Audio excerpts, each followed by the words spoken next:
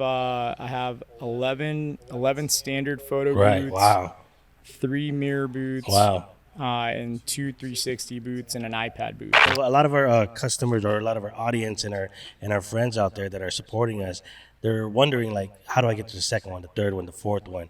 And shoot, I mean, I think my advice is just to reinvest every single dime you got. I believe in that first year we did like 236 events Wow. Oh, that's not and bad. generated like a little over 100,000. But there's in only that first 52 year. weekends a year. There's only 52. So you did weekends. 4 times the weekends. Yeah. That's what's up. All right. How's it going, everybody? John here again, and I'm sorry it has been a while since we've dropped our episode, but we finally got one going in today, episode 9. Again, my name is John, I'm Carlos. and today we got a special guest today, Andrew Cruz from PBG Entertainment. Go ahead and introduce yourself, my man. Hey, what's up, everyone? Andrew Cruz, what's good? Hey, Andrew's been a longtime friend of the company and sister companies that we've all ran. He's always supported us with our photo booths and everything that we have come out with as far as new products. And he's well established as far as the photo booth and the industry he's serving for rentals. And if I'm not mistaken, PBG also does Lux Rentals. Yeah, we just entered the space with a Mercedes Sprinter limo. Nice. I saw that on your seen Instagram. Yeah. So Yeah. check him out on his Instagram. What's your Instagram handle? PBG. So the Instagram handle for the company is the PB guy _SoCal. Right. Okay. Awesome. We'll be sure to put that in the description. So yeah, I mean, thanks for joining us again. For sure. You know, Andrew just picked up his first track star last week, and I think he had a experience to use it over the weekend. Yeah. Nice. Last Thursday, we did an event at a Yelp party. Nice. Oh, cool. Yeah, Very cool. it was pretty badass. It was cool. That's really cool. That track star is one of our popular products at RevoSpin. So, you know, appreciate you purchasing that and getting that in your business. Now, let's get started with how you started with the photo booth industry. I know you are an ex-Marine, correct? Yeah. I retired from the Marine Corps Wow. last year. Oh, awesome. All right. Appreciate Yeah. your service before then. Yeah, definitely. But let us know how you got started in the business. Yeah, most definitely. And again, thank you for having me on the course. podcast. It's my pleasure to be here. And any golden nugget that I can share with the industry, I'm more than happy to. Because there's just so many events for people to Definitely. do, you know. Yeah. But for starting in the photo booth industry, this was 2017, and it all just stemmed from an idea. Actually, when I was first introduced to photo booth, it was in 2014 at a buddy's wedding, and I think it was like the first time that I had ever seen a photo booth. Right. And I was just in awe. Just when I saw it, it was cool. It was badass. Right. And then when I asked my buddy Kevin how much it was to have it at his wedding, I was sticker shocked by it was like $800 for 4 hours. Right. And then $400 if you wanted prints. Wow. And I was just like, dude. Right. And back then, the pricing wasn't so saturated too. Yeah. You know, especially if you were in the Yeah. game that early. Like yourself, you said in 2017, you were able to accustom those pricing first before it gets super saturated in our area. And it's not even about the saturation. Sometimes the competition, I feel like everybody sometimes just like to a race to the bottom sometimes. Sometimes they charge a little too cheap or sometimes giving it away. I think there's always pros and cons with going too cheap, right? And obviously, you're going to get the pro of getting the gigs. 100%. Right. So with that, it's like, are you doing this for supplemental income or do you want to build it to be something bigger? And in all reality, like I started out with one photo booth with very low expectation. I told myself if I have 2 to 4 events a month, I'm be a fucking happy camper, you know? And that was the mindset going into it, because at the time I was active duty Marine Corps, where I was busy during the week. And But didn't you have the ATMs too? Yeah. The ATMs, I remember that. So Jack of all trade hustler. yeah. So He was trying to sell me on one. Yeah. He was like, "Yo, man, you wanna buy an ATM off me? I have one." Yes, because so after that 2014 wedding, I looked into how much a photo booth costs and then how much the ongoing expenses were. And I realized once you have a photo booth unit and you have everything that you need to conduct an event, the ongoing expense is not a lot. Literally almost nothing. So it creates a big opportunity to have a phenomenal profit margin as a side hustle, as something supplemental. You're going to do your own events. It's pretty amazing. At the time, I didn't want to give up my weekends though. And I had gotten also introduced the idea of ATMs.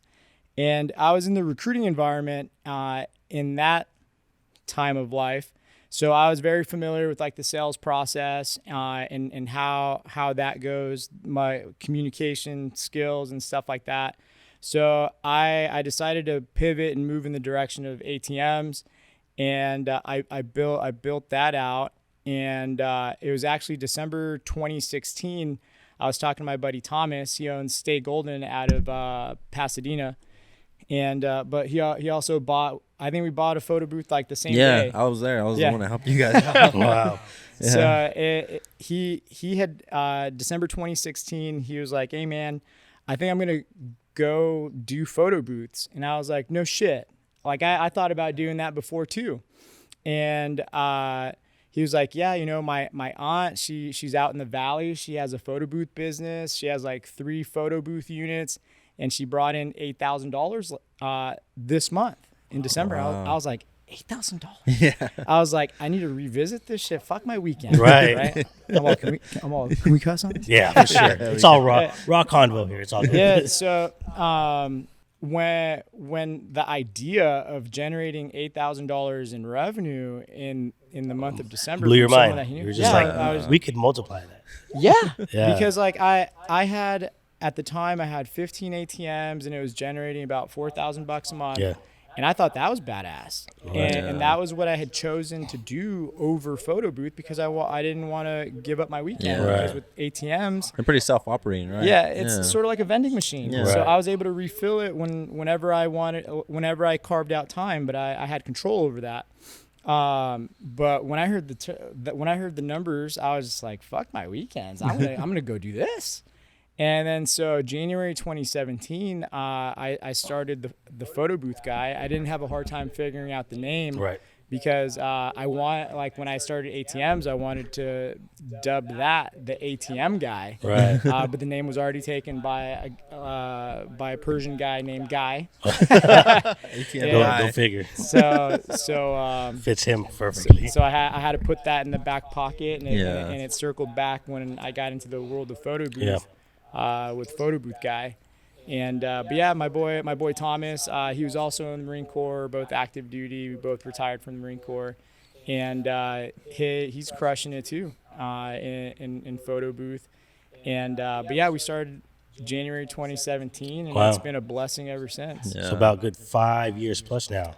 5 years before I Yeah. came Wow. COVID too. I feel like Oh, wow. I feel Right. like you scaled it up pretty quick though, because I remember you bought that booth and then you know, you bought one from one of the other companies that was a vendor of us, and then like I remember like maybe like 3 months after you bought that first booth with Thomas, you had called me. You're like, "Yo, Carlos, like I got this event, bro. Like I gotta go run and do this other one, but you want to do this event for me?" And I was that's like, right. Can't go wrong. I'm like, yeah. I was like, yeah, I'll do it. And then that's when you told me about like, oh, I used to do ATMs and whatnot, and when I went to pick up the booth from you. Yeah. But I was like, man, this guy just bought his first booth like a few months ago, and he's already like outsourcing work.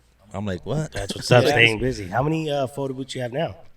So now I have 11 standard photo Right. booths. Wow. 3 mirror booths. Wow. And 2 360 booths and an iPad booth. So about 17, if my math is right. 17. 17. Somewhere around No, there. math is mathing. My math is math. So about 17 different platforms this guy's making just great income with. So that's a lot. A lot of our customers or a lot of our audience and our friends out there that are supporting us, they're wondering like, how do I get to the second one, the third one, the fourth one? And shoot, I mean, I think my advice is just to reinvest every single dime you got. Yeah. Right? Especially if if you have a day job for the time being and you want to fire your day job sooner or later, at least try to take the money you're getting from this side hustle or side business like a photo booth and keep reinvesting, right? I mean, it seems like that's what you did. Yeah, 100%. And just like how Carlos was saying it, I got the first photo booth. It was January 2017. It was likely around April or so that I got a second one. And then May, I got a third one. And year one, I operated with 3 photo booths. Wow. It was me and I brought on 2 other people. And I believe in that first year, we did like 236 events. Wow. And generated like a little over 100,000. But there's only 52 weekends a year. There's only 52. So you did weekends. 4 times the weekends. Yeah. That's what's up. You did a lot with. How did you get that many events? Like your main pipeline where you got those deals, those leads. The main pipeline for me has always been Yelp. Nice. Not necessarily like when you first start out and you create a business account, they always hit you up to utilize their Yelp credit. And the Yelp credit is cool if you already have Yelp reviews. Yeah. Because when you turn on that Yelp ad credit and it puts you at the top, well, you're just exploiting that you have no like you're nobody kind of thing. And, that's true. Like let's just say you have three reviews versus the next guy with 40 reviews, and you're putting yourself up there already. They're like, okay, we'll see. There's the perception, right? So it's like if you want, or more like when you begin a photo booth business and you get hit up with the Yelp credit, just hold on to it. Because they let you use it one time. It's one time only. There if it you is. used it once before, then you can never use it again. Nugget number 1 right there. One of the important ones right there. Yelp. Shoot, I've never heard that. That's really huge. Good. Like I guess in a nutshell, wait till you have a good amount of reviews before you use that, or before you advertise as well on top. Yes. Right. Yeah. Then you don't want to get seen too soon. Yeah. If that makes sense. Right. Yeah. You don't want to get seen too soon.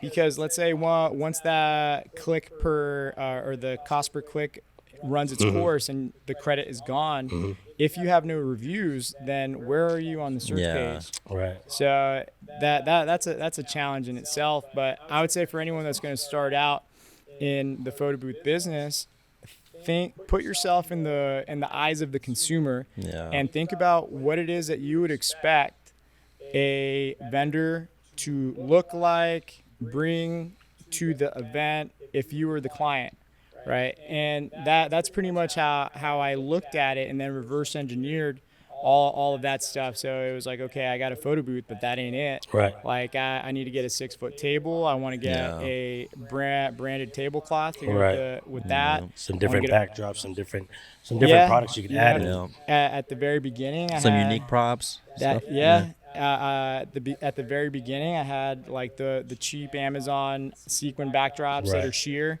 God forbid you get put out in the open, not against the wall. Yeah. Oh man, you see right through that thing. But that's happened to me.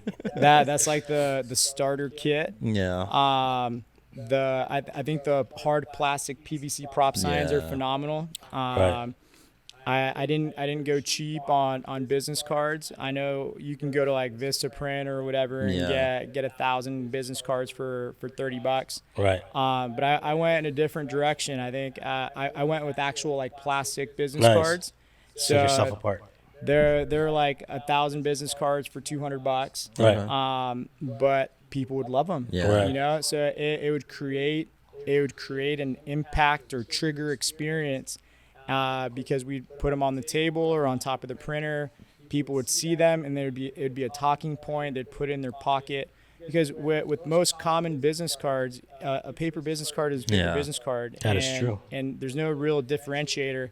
I know for me, I'll lose that shit. Like, but it's like when you come across something that is unique, like let's say a plastic business card, you may never rent a photo booth yourself, but you will remember the plastic business card, especially if you've never seen one. Yeah. And if you really want to go hard in the paint, get a metal business card. Oh man, but I would say that'd be like the VIP client experience right there. Well, that just goes to show in life and in business in general, first impression matters. I mean, the first impression with a plastic business card, I've seen those like a couple of times. Like, oh man, this is neat. I've always seen them. These are neat. And for some reason, I put it in a different stack. Yeah. Like just for Yeah. some reason, I was like, man, this is cool. I'm gonna do this one day, and I still haven't. But yeah, but that just goes to show quick advice there. I mean, shoot, first Yeah. impressions, whether it's a business card, whether it's the website, whether it's a catchy name, like Photo Booth Guy, can't go wrong with that. It's simple, it's catchy, and people remember it. But also, I feel like that business card, that plastic card, it sets you apart, so it kind of justifies your pricing because they're like, well, this card is not cheap, so I know I'm gonna get quality. Right. Like if it didn't cheap out on the card, then I know the equipment is gonna be all quality. That's true. Yeah, in addition to that, I was actually I fielded a phone call on the way over here, and the pricing, one thing that I've thought all the way through, especially with having more than one booth, is working straight volume. Yeah. Right. Numbers game. Like I won't, like, let's say with their standard photo booth, for the longest time I rolled with $300 or $400 for a 2-hour package. The main differentiator between the two packages was basic was 2 prints per session, premium package was everyone in the shot gets a copy. Gotcha. That was like the main difference. It was $100 difference, and then every additional hour is $100. Right. And because this is one thing that I was talking to my buddy Thomas about. So one thing that was really cool is that as we were commuting to work, we would always cross-pollinate, chop it up, and because I feel like I don't really spend much time on the photo booth network or the Facebook groups. Right. It seems like people are always like talking about just negative shit, or I'd say hate- 80% of the stuff on Facebook, unfortunately, Yeah. is negative. It's catty. It's just negative. That's why every time, at least I myself or anybody from RevoSpin posts, it's always just positive stuff. It's Yeah. always like that one quick video I shot of you after you purchased the Track Star. I put it on Facebook just for everybody to see that vibe. Because Yeah. it's just that positivity, like, hey, this guy's doing it. You can too. He just bought another one and another one and another one, That kind of vibe instead of just the regular cloudy stuff that they're Yeah, people putting always like, oh, like how am I supposed to compete with people Right. charging $8? And it's like, Right. look, bro, you don't You don't find a compare way. yourself. Yeah. You don't compare yourself to the people charging like top tier. If you don't want to associate yourself with them, then that's Right. fine. Like there's different levels and different clientele. So there's the backyard boogies, there's the formal parties, there's the Corporate weddings, events. the corporates, Right. like, and it just keeps going up. So you just gotta find where you're at. So Find if your- someone's charging $10 an hour for a photo booth, that doesn't threaten me at all because I know I don't want that client. Yeah. Yeah. Yeah, man. The whoever's charging that $10, they only have so many photo booths. Right. And I would say in Southern California, the beauty of it is we're so population dense Right. Yeah. that There's plenty to go around too there's, as there's well. plenty to go around. So that's one important thing with pricing that you bring it up. Like you're talking about volume, so you're able to charge a tad less than the next guy, but you're focused on the volume that you get. You're able to do that, right? So important. See with pricing, if you guys are going to be pricing yourself, see your strategy because I see your strategy is Yeah. different. It's working. Yeah, no, because it's good. We don't do 300 for 2 hours now, Right. But like it was the same all the Yeah. way up until like earlier this year with the whole paper pandemic. Yeah. Yeah. Oh Right? yeah. But That thing's gold now.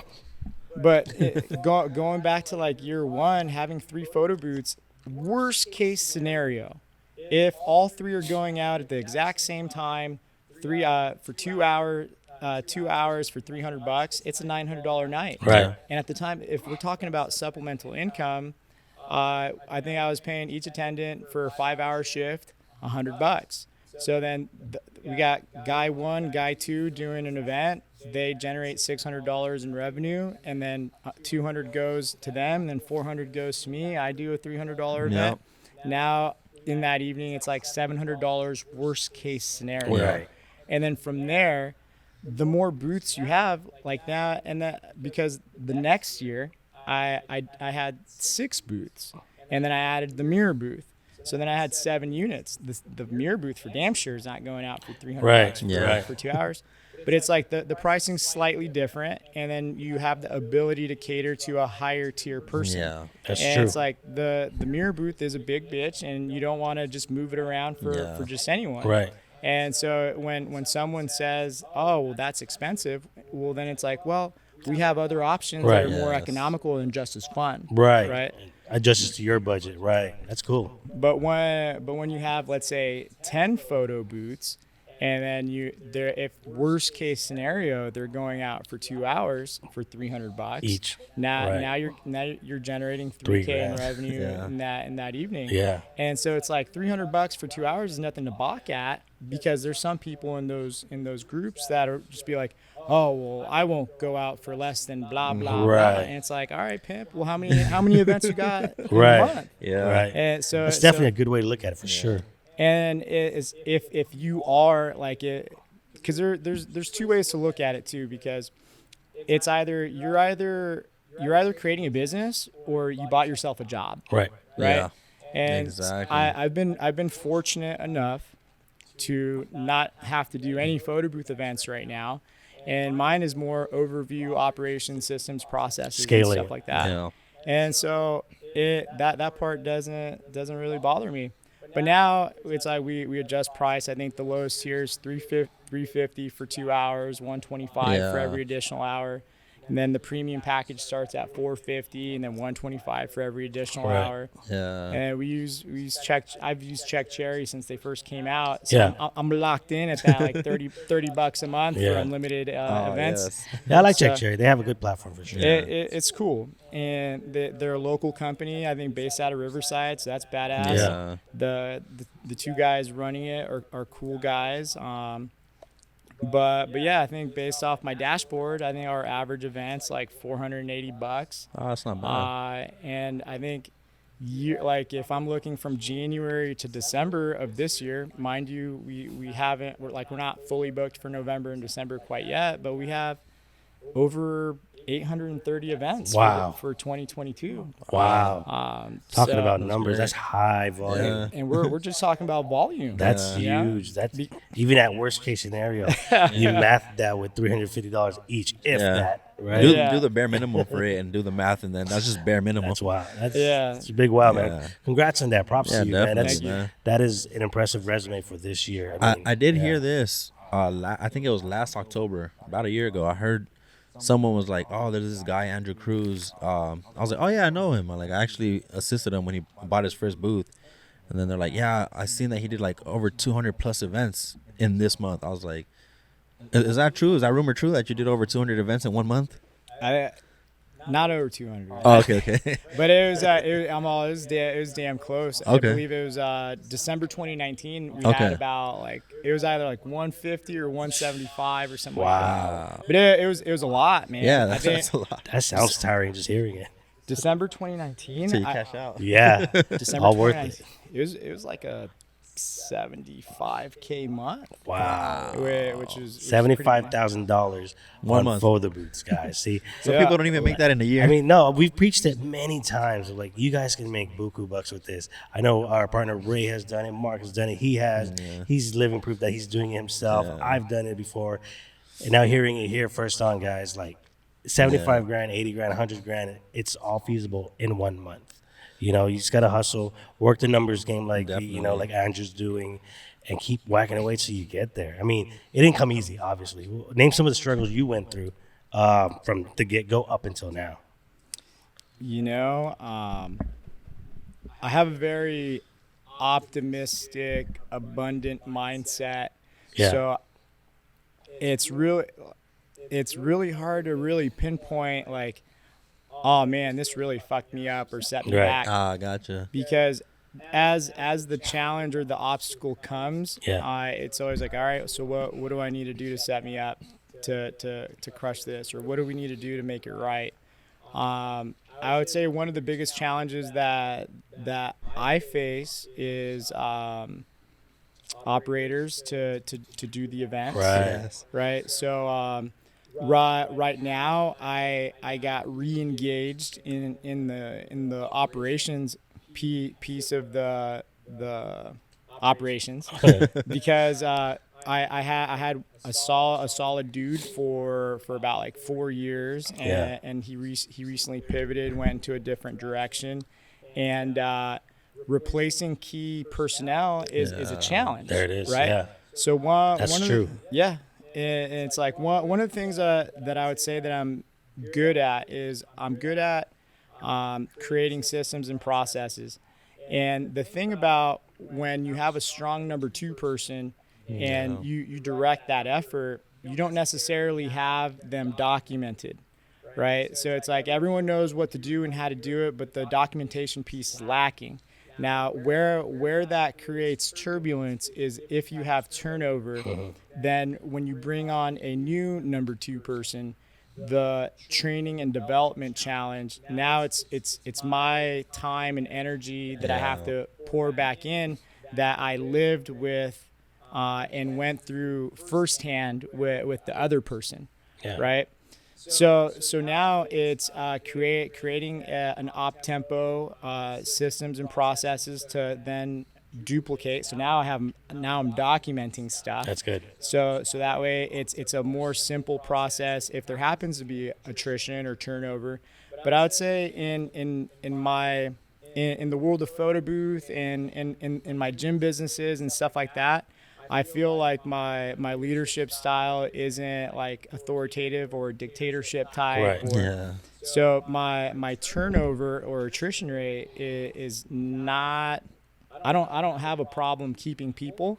It's just when he left, it was an eye opener on where an area of opportunity is within the business to make it more airtight, so that I can peel back and it be more automated. In a sense. I get it. But the systems and processes piece, because I would say one of the biggest challenges that most people have is being able to let go of control of doing an event. Like, oh, no one can do it as good as me, so I want to do the event. Well, why don't you grow and why don't you have more than one unit? Oh, well, I don't trust that someone can perform or bring the same level of experience that I can. And that's really arrogance and being pompous, and it's like, yo, that holds have some humble pie. That holds back growth, 100%. It holds back growth. And it's really twofold, because they either really believe what they're saying, or they just lack leadership and being able to train and develop someone else. Because what's going to stunt their growth is their ability to scale, and in order to scale, you have to have systems and processes. You have to be able to influence others to do things without them having to do things. And it's a complex, simple thing. Complex yet simple at the same time. I get that. I mean, just like any business. I mean, key people like you mentioned, and having staff or teammates that have those key roles is important. And of course, like you've learned from it, from losing to your number 2 guy at that moment. You're like, you know what, we could do this better, so that if ever it happens again, we're ready for it. We're ready for the transition. It's always key to, I guess, keep your ducks in a line. I mean, with everything from staff to inventory to organization, just everything. Just got to keep it airtight as much as possible. 100%. Well, because there's things that you can control and there's things that you cannot control. Right, exactly. So it's really focusing on what you can control and then just dominate on that piece, because at the end of the day, we can't control what other people are doing. But we can set up the game to work out whether someone stays a part of the team or does not stay a part of the team. But it's a big value to make sure that you take care of your team and understand that people want to do well in whatever it is that they're doing. Most people don't go to work and say, I'm really going to fuck this up today. Right. Yes, you got to go at it, just go-getter attitude. So I got a question for you. So as many events have you done? Like, I'm sure you've had quite a few that just went horribly wrong. Maybe some that didn't even get to get started. Like, I had an event, it was around Christmas time last year. My attendant was on his way there, and then his transmission on his car just gave out.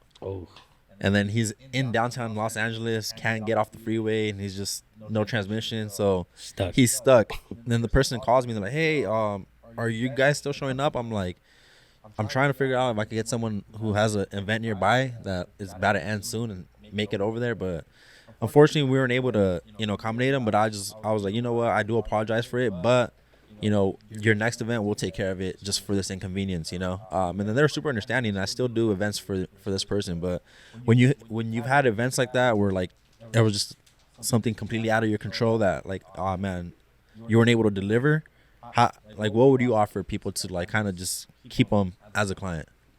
Yeah, you know, I feel like there's a lot of people that are understandable to what you can and what you can't control. Yeah. And what your question? So we had an issue like this recently, and so number 2 guy leaves, the interim guy, lack of attention to detail. I was like, I won't even say his name. He's got a good heart. You know, he's an overall good person, and but it just wasn't a good fit. And we had a team member. He went to the wrong address. Oh, but it was the operator's fault.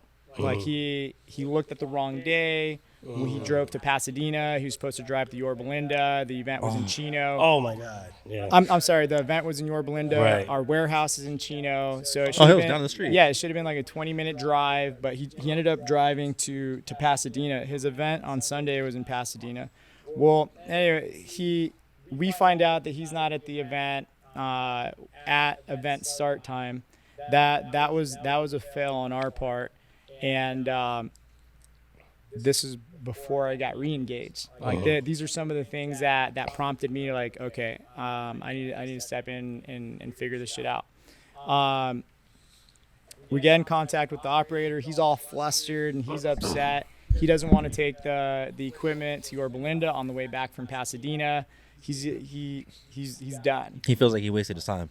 Yeah. So to me, I'm just like, there's other things going on in the background that's adding to his frustration, because even though he mistakenly drove to the wrong address, if it had to do with his time or gas or something like that, I'm just like, that's the least of my worries. Yeah. Like you fucked up, but I'll pay for your gas and you're still on the clock. Just come to Yorba Linda and let's get this figured out, so that way the client experience is good. Salvageable. It's right. salvageable, you know. But he wasn't having it. So I was man. We typically have like a standby person, and it was sort of a late notice, but we were able to get.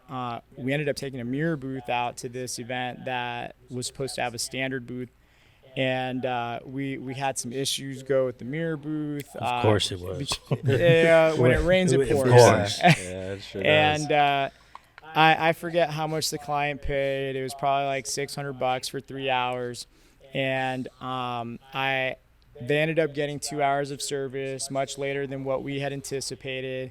I was out there, a team lead was out there, another operator was out there, so they had 3 people from PBG out there, and I let them know. I was like, you know, at this point, it's not even about the money. It's about the client experience, and I issued them a full refund and then offered them a credit for a future event to make it right, because one thing that we have to keep in mind is that these events, these occasions, these moments, they're typically special. They're memorable, they're celebratory. Right. Like and take the socioeconomic part out of it, whether someone is affluent or not, or they don't have much money. People will scrape together money in order to have a kick-ass event, because it's a celebration. It's the exception to day-to-day life. So knowing that, there's a lot of pressure to make sure that everything's squared away and everything's good to go.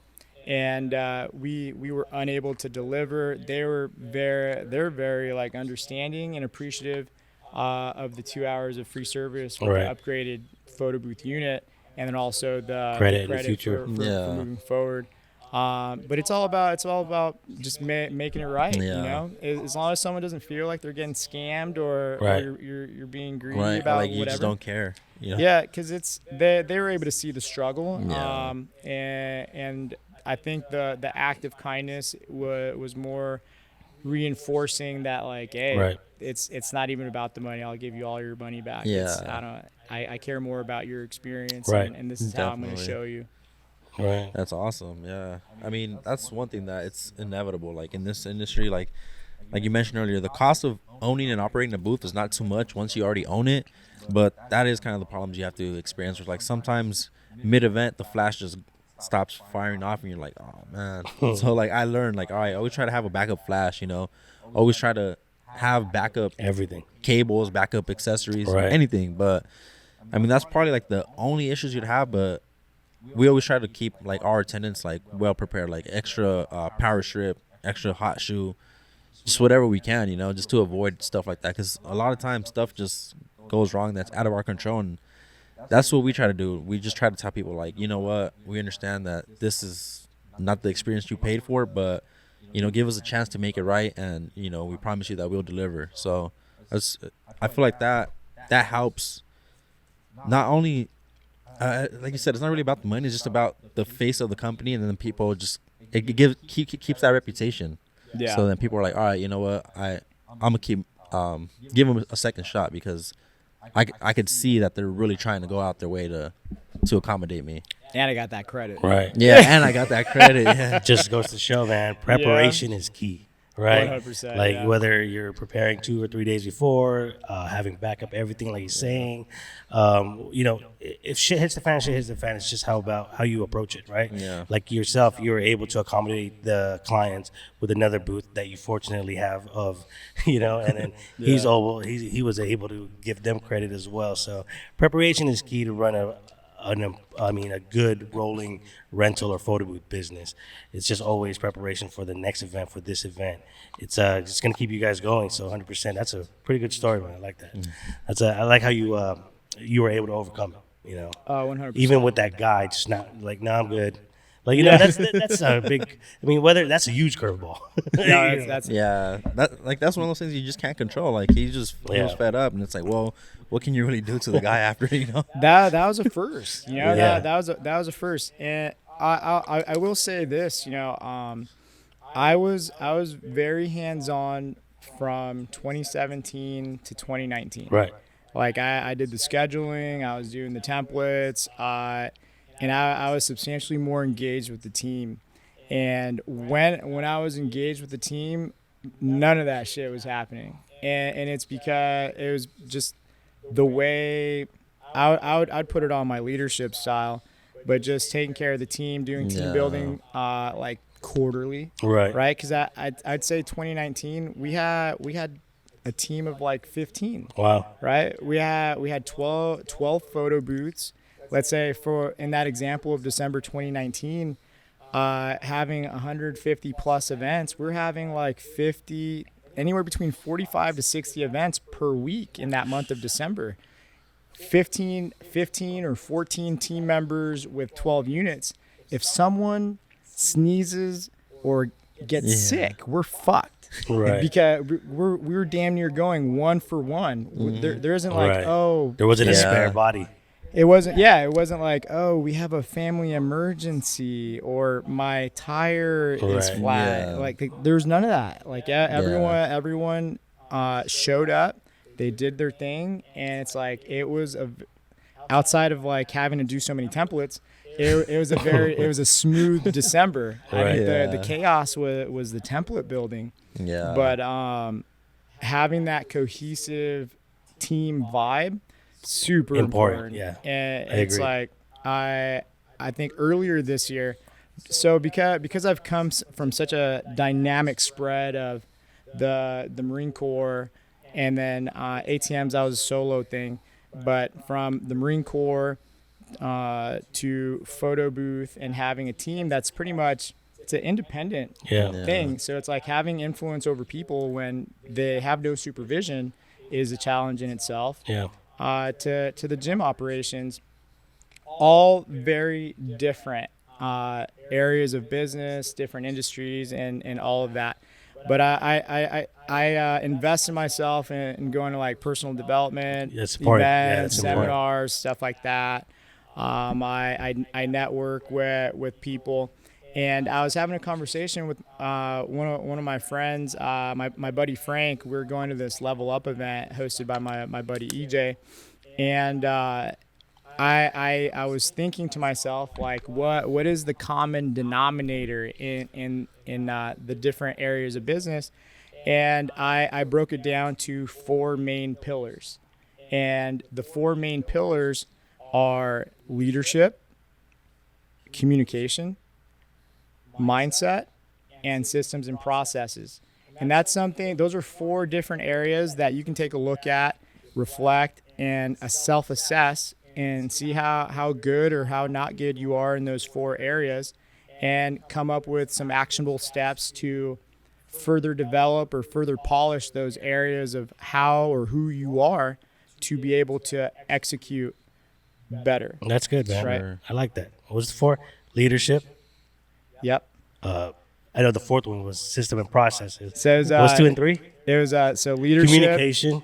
yeah, communication, systems and process, and mindset. Mindset. Yeah. So, because I think it was John Maxwell said, leadership is influence, nothing more, nothing less. Yeah. And one thing that must be strong in the world of photo booth, because typically it's one operator that will go out to the event, and unless you're living at the warehouse or you're operating out of your garage, which I operated out of my garage for the first 2 years, you're not going with them to the event. Yeah. Right. So you have to be able to trust that they're not going to jack your shit, right? Right. But they're going to go to the event. They're going to be there 1 hour before the start of service to do their setup, do test shots, conduct service, be hospitable to the client, and then tear down, collect payment if needed, and then come back and bring back your stuff.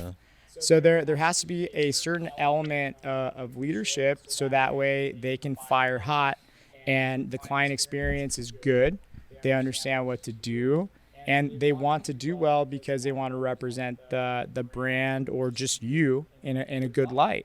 Yeah. You know, so it's like leadership is super important. Being able to communicate with clarity is super important. Having systems and processes that are duplicatable are super important. And the whole mindset thing, you know, someone can freak the fuck out if there's no photo booth guy, or it's like, oh no, like, what do I do? It's like, you just tackle it. So you don't worry about what you can't control. Right. And at that time, you just see what the best option is, and then you push forward.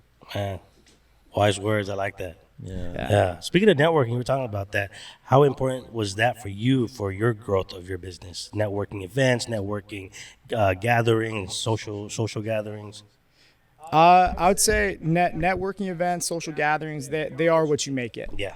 Yeah. Right. They can be dumb as shit, or they can be a waste of time. I'm sure. Yeah. They can be a waste of time.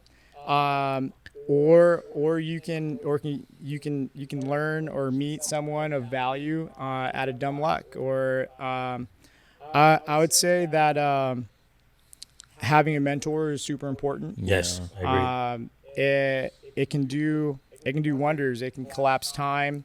It can get you to where you want to go in a much quicker fashion, avoiding a lot of mistakes, or just simply someone to bounce ideas and cross-pollinate and give you that reassurance that you're moving in the right direction. And if they're crushing it in life and doing substantially better than you, then they could also, just through sheer conversation, show you what is possible. Yeah. Right? Because I feel like in this world, all we know is what we know. Yeah. And we are sort of like horse with blinders on the side of our eyes. Oh, yeah. Right? All we know is what we know. And if no one's ever broadened our horizon to show us what's possible, we don't know what's on the other side of that blinder. That's true. And that's what a mentor can do for you. Because I will say this, I've probably met the most impactful people not at a network event. Mm-hmm. And it was just out of sheer dumb luck. Nice. Yeah. Right? Same here. but the opportunities in the show up. And you never know what golden nugget you might take away. Right. As you become a more person, or a higher value person, it becomes more difficult to find words of value or people that will provoke thought, that bring value to you. So when you go to a networking event, or if you go to a seminar where there's a handful of speakers, they may be saying a lot of the same stuff that you've already heard before. But you may waste like fucking 4 or 5 hours, but that in that 6th hour, you might hear something that will click and reignite really, that flame, or really just open up an idea or field of vision in whatever it is that it is. But the person of most impact that I would say in my life was my mentor. His name was Sam. And he was the co-founder, franchisor of the camp. And I met him out of dumb luck. And at the time, I was in the Marine Corps, and I was working out at 24 Hour Fitness in Chino Hills at 4 a.m. And the reason why I was working out at 4 a.m. was because it served a purpose. Right. Like I was in the Marine Corps recruiting environment. I was in charge of an office, and I would say that I had the ability to dip out of work and go to the gym midday if I wanted to. At the same time, there would be times where the work tempo would get busy and I wouldn't have the ability to go to the gym, and it would upset me. Right. It's like I would say that working out is great for mental health. Definitely. And it allows you to exert energy or any kind of negativity that may have bothered you through the day, or any kind of stress that you might be carrying on your shoulders. The gym is an awesome place to simply exert that energy and allow that to not fuck you up. Yeah, I agree. So for me, I had to think about, okay, well, the only time of day where I have absolute control is before work. Right. And at the time I was working in Orange County, and so my time for gym was 4 a.m. to 6 a.m. And come home, eat, dip out, shower, dip out, and go to Costa Mesa or Mission View or wherever I was at the time, to be there by like 8-ish. And but that's where I met Sam. That dude was an animal, and always going to the gym at 4 a.m. And he was one of the people, or he is the person in my life that really opened up my eyes to what is possible. Yeah. And that's how I got introduced to the camp, and that has been life-changing in itself. And but if it wasn't for Photo Booth, I wouldn't have had the money saved up. The opportunities to open up new doors for you. Yeah, exactly. That is awesome. Because I was in the Marine Corps, all of the Photo Booth money, it was pretty much just reinvesting back into the business. I was able to live off my day job. That's good. And, I like that. And I didn't look at the Photo Booth business money to supplement my lifestyle, for the most part. Yeah. Right. Yeah. You dabbled a little bit. I dabbled a little bit. I try to tie it in. Yeah. I think I had gotten like a new Tahoe in 2018. Nice. Well, you gotta be able to treat yourself sometimes. Yeah, or else why else do it? Whether you're treating yourself, the family, going on vacation or two, it feels good. It makes you proud of what you've done and accomplished, right? Most definitely, and but also tax strategy. Right. You know, you got to reduce tax liability. Of course. Just so happens you got to patrol the area in a Tesla or whatever. Right. I like that. That's really good. But going back to Sam, up until that point, because I think I met him in it was 2018. My goal in life at that point in time was to make $15,000 a month. Right. And for me, that was like that's the business. That was right the there. ultimate like, goal. I'll be big pimping, balling at $15K a month. And just through our conversations and relationship, it really just shifted my focus to from 15,000. Like, nah, man, it's 50,000. Wow. I want to make $50,000 a month. And I would say it happens with gross business revenue, and it's not necessarily like net income, but being able to see numbers the possibility of that high. Yeah, it's like it's pretty bananas because once you envision it, then it's like now you're moving in that direction, and like that is your truth. Like Yeah. that is how you operate. You're at that standard, and if you're not there, then okay, well, what do we need to do to get there? Right. But that was one of those moments that I refer to in regards to taking off the blinders or expanding the horizon and seeing what's possible. Because I was just like blown away that any one human can make $50,000 a month Right. in fucking anything. But once those blinders came off, I would say that I've seen people generate $100,000 in a month, and it's like in the world of business, like that's not really that big of a number. Just taking a look at, because the more revenue you generate, the more expenses you have.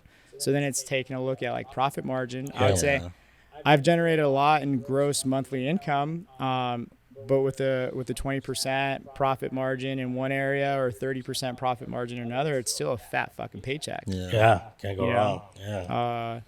But so that was that. I would say he's the most influential person that I've ever met, and it wasn't at a networking event.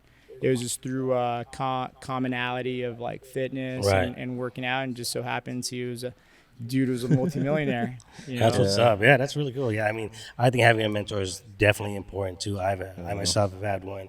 I'm sure he has. I mean, it's always good. Like you said, it's having that mentor is just kind of give you that quick shortcut collapse time, like the way you said that, and show you the ropes faster. Definitely. Through their experience. Like you said too, Yeah. it's super eye opening. Like, cause like I said, like one of my biggest mentors is Ray.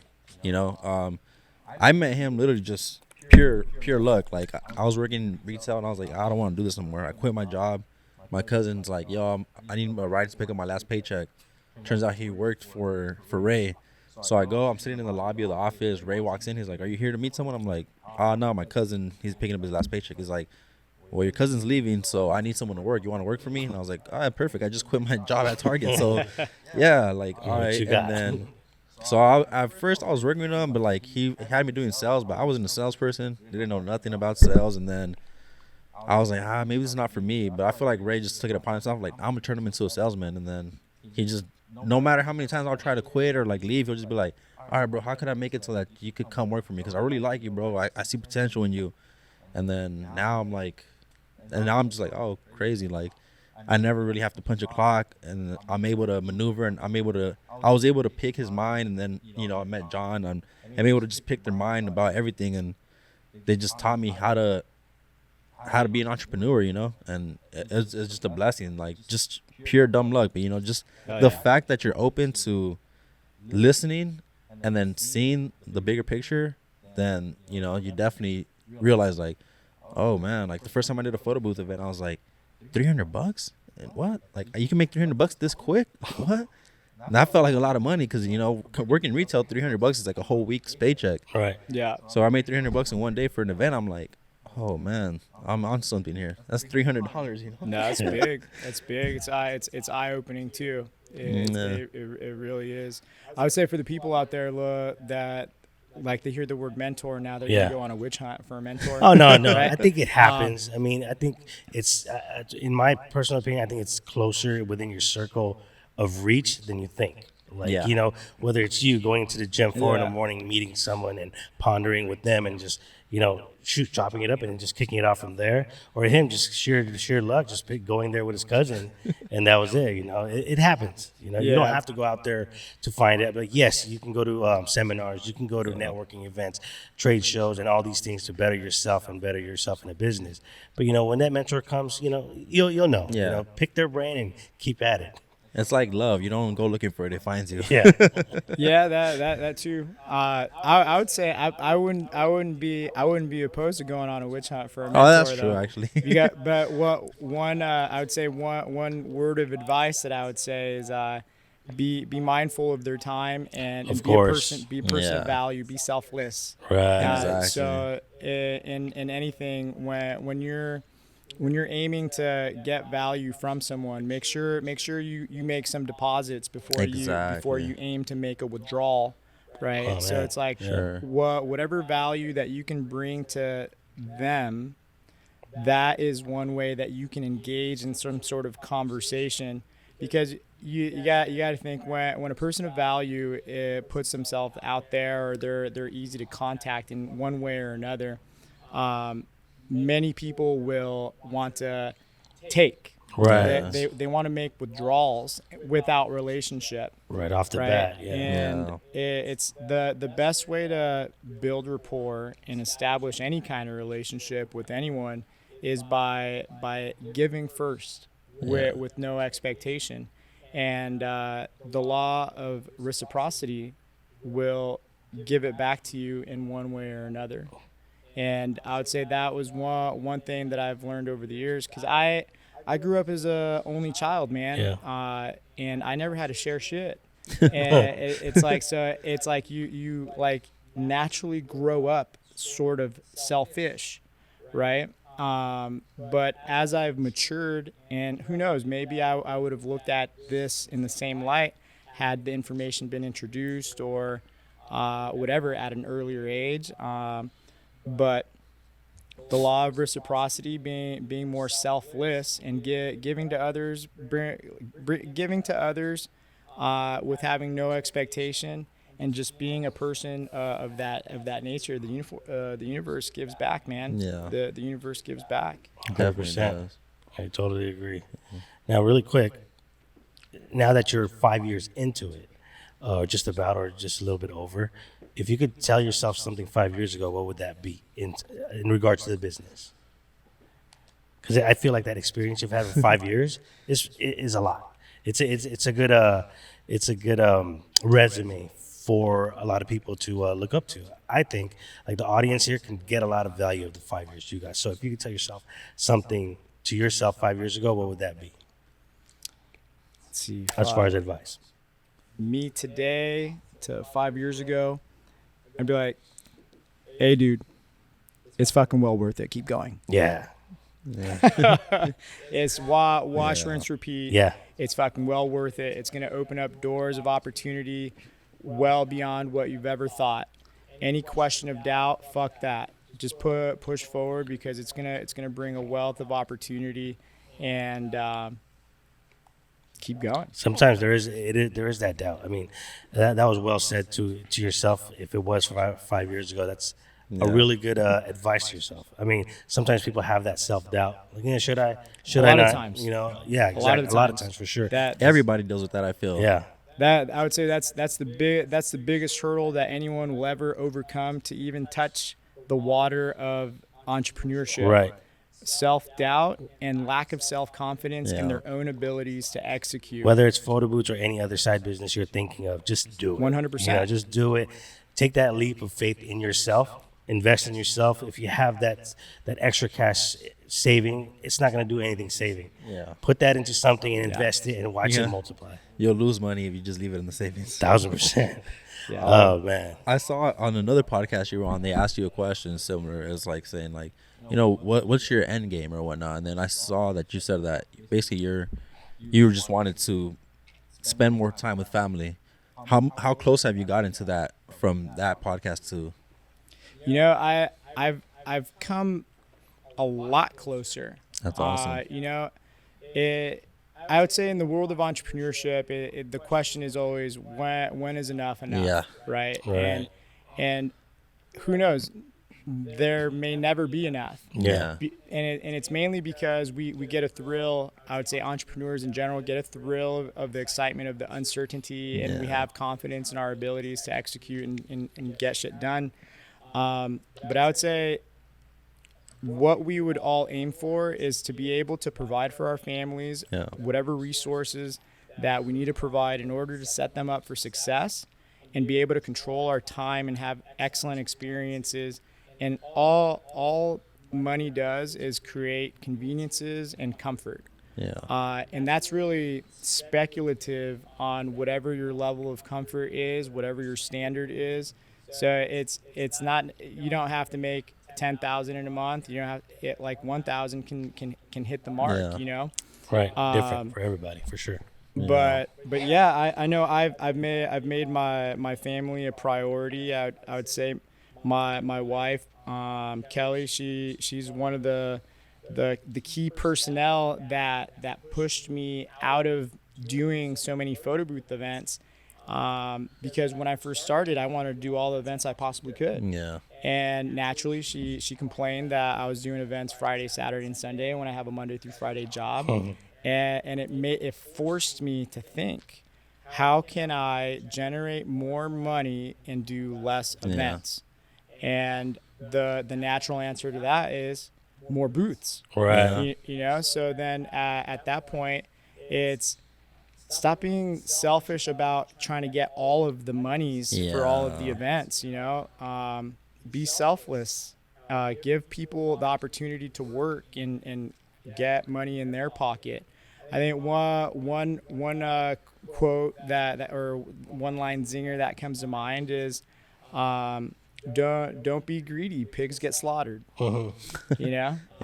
So there's always that. Yeah, definitely. Wise words for sure. Definitely, yeah. I just literally just listened to the new Lil Baby album. He had a line there that really sounded like that. It's like, only take some if you need it, because you won't get far being greedy. Like, just, you don't have to, you don't have to be greedy, man. There's enough for everybody out here. Yeah. Like, look, Andrew's like in Chino, I'm in Pomona. It's literally right next to each other, and we're both doing really well with rentals. We're not stepping on each other's toes at all whatsoever. So, And if anything, asking for help on each other. exactly, when you're yeah. So overbooked. when people are saying like it's too saturated, I'm like, I don't know, man. It's just, you're looking, like you said, you need to find someone to open up your peripherals, man, because it's a lot out here for everybody. Yeah, I would say I don't believe in the saturation part. No, me either. Right. You know, Right. we're in this. I don't know what the population density is in the city of But just- industry, yeah. but I know, and this is mainly because I'm going to put a gym in the city of Upland. Nice. But Upland population size 200,000. Pomona right next door 200,000. Montclair right next door 200,000. Ontario is like 200,000. We're talking about like 800,000 people. There's Right. probably like, I don't know, on the high side, maybe Yeah. 40 photo booths in that speculative area. Like when I think about PBG and the event industry, I don't have a competitor. Right. At all. And it's like, but that's also a good just mindset to have. Yeah. Like I'm not in competition with fucking Exactly. anybody. Except with yourself. It's always Just- just me versus me, and seeing how I can bring more value to self, and then see how I can pour more value into other people. And that's really it, you know, because there's just so many people, so many events that go without entertainment because they couldn't get a photo booth. And I would say if someone says that the industry sucks because it's saturated, that's a victim mindset. Yeah. It's a victim mindset, and that's their rationalization for being a victim of suck. Their lack of work ethic. Lack of work ethic, lack of creativity, lack of engaging. And it's like, you don't just buy a photo booth and fucking business just comes to you. Yeah. You got to go out and fucking get it. Of course, you you gotta be a figure out- go-getter. You got to leverage technology. People have to know how to find you, be an option. And once you are an option to select from, then things get better. Yeah. You know? I mean, those DMP printers are really good printers, but they don't print money. I guarantee you. That's You know? true. So, Oh man, that is I like that, man. Thank you for all the wise words today. But yeah, I think we'll wrap that up there. But before we do, I just want to remind the folks again out there listening, thank you for tuning in. I want to remind you guys again, with EIX is our trade show coming up next year, June 5, 6, 7. And if Andrew himself is not too busy, we'll be sure to invite him. Hopefully he can make an appearance. what's good? You know, next year, it's in Vegas, of course, so another reason to be in Vegas. We'll see if Andrew's, again, if he's available, he'll be there. And, you know, you guys can probably talk to him and chop it up with him and get some advice yourself in front of him. But, EIX, June 5, 6, 7 at South Point Hotel and Casino in Las Vegas, June 5, 6, 7 of next year. And hopefully we all see you guys there. Again, Andrew, it was a pleasure having you on board. Appreciate you coming in and, just chopping it up with us. I mean, I think a lot of people in our audience are going to get a lot of value in everything you just spit today. It was awesome having you Yeah, it here. was dope. Yeah, no, my pleasure. Yeah, And thank you guys. Awesome. Again, any of you guys want to reach him or reach out to him or see his Instagram and his websites, I'll be sure to put it down in the description down below. So if you guys like this episode, give it a like, a thumbs up, and a share. And other than that, we'll see you guys in the next episode. Again, my name is John. I'm Carlos. And thank you, Andrew, for being here. Yeah. Thank you, guys.